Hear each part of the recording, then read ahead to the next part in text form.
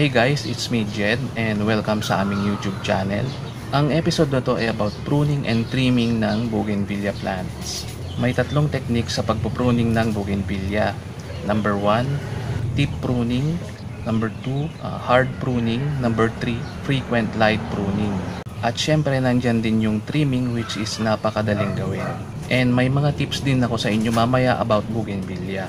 Espesyal ang episode na to, kaya panoorin ang buong video para sa buong detalye. I just wanna be with you, yeah, I just wanna be with you.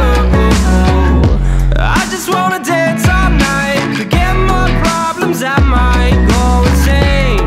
I don't really give a damn what they say. And now you know. So before tayo mag-start na mag-cut ng mga bougainvillea plants, i-explain ko muna sa inyo yung tatlong technique ng pagpupruning. So number 1, deep pruning. Tipping or pinching na sinasabi ng karamihan ay pareho lang. So ang deep pruning ay pagtatanggal or pagkakat ng talbos ng bougainvillea plants. So ina-apply natin ang deep pruning para pigilan na yung paglaki ng sanga. At i-encourage natin sila na maglabas pa ng mga bagong sanga dahil ang goal natin dito ay para kumapal ang bougainvillea plants natin. Pwedeng 1/2 inch or 1 inch ang sukat na ikakat natin. So paano ba gagawin ang tip pruning or tipping?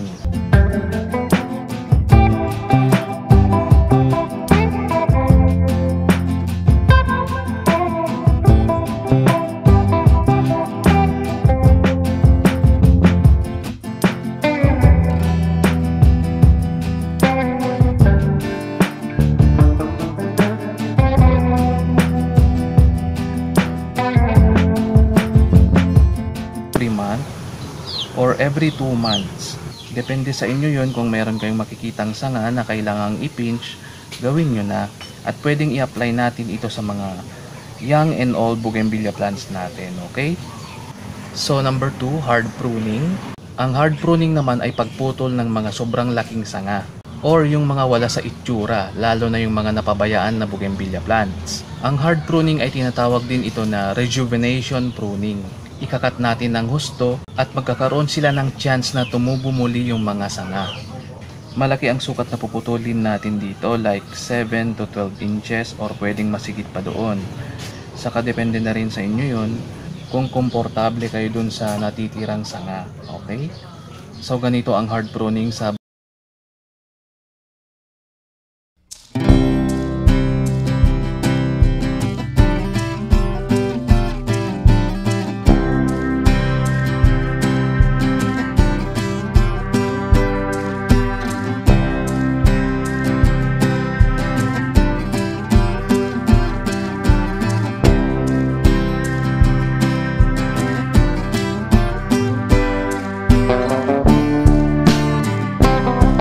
lang po, no? Pag tumubo muli ang mga sanga at lumaki na, huwag kalimutan na i-apply ang pinch pruning or i-trim, okay? Number 3, frequent light pruning. Ito na yung pinakamaganda na technique sa pagpupruning ng bougainvillea. Ito ay madalas na pagpupruning sa bougainvillea kahit sila pa ay namumulaklak, na malamang ayaw nyo gawin sa bougainvillea plants ninyo. Oo nga naman, bakit mo ikakat yung bougainvillea plants na may bulaklak pa? Siyempre sayang, di ba? Alam ko may mga napanood na kayo sa YouTube and most of them saka lang nagpupruning before and after na namulaklak. Okay din naman yung ganun. Pero ang hindi alam ng karamihan, ang light pruning ay para dadami or dodoble pa yung bulaklak ng bougainvillea nyo. Pansinin nyo to guys, ang bougainvillea ay always na namumulaklak sa mga bagong sanga. Kaya pag in-apply mo ang light pruning habang namumulaklak pa, is may encourage pa natin na maglabas pa ng mga bagong sanga at doon ulit tutubo yung mga bulaklak. Kaya the more na ina-apply ang technique na to, mas maganda, okay? Parang similar ito sa tip pruning pero ang pagkakaiba nila, sa light pruning, 4 to 5 inches palagi ang sukat na ikakat natin. At always na ina-apply ito kahit may bulaklak pa. So madali.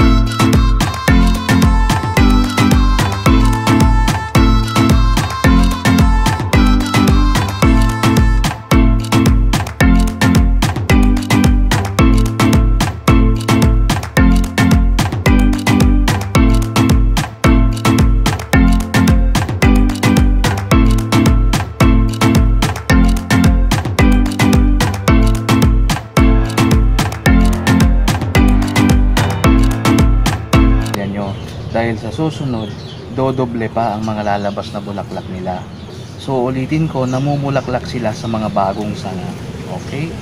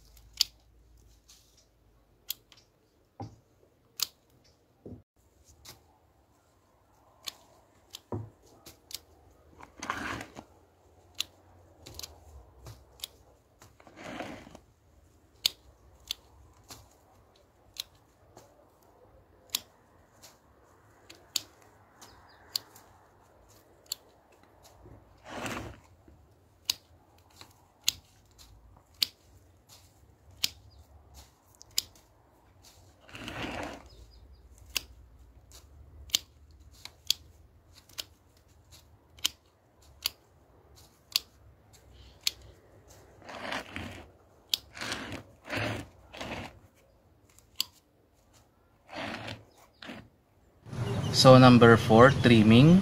Dito naman sa susunod is trimming na napakadaling gawin. Kahit nga nakaupo ka or nakatayo, kayang-kaya mo to gawin.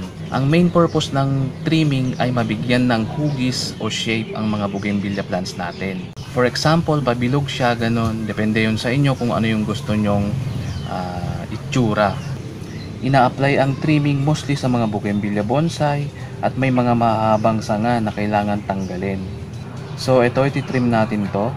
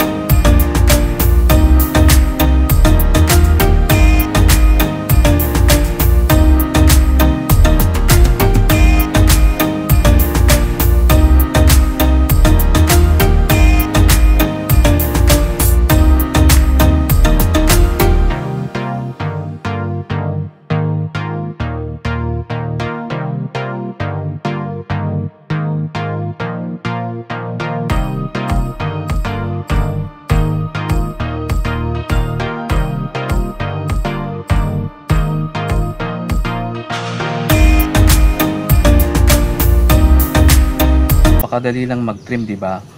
Enjoy nyo lang. Para sa amin nga nakakatanggal ng stress eh.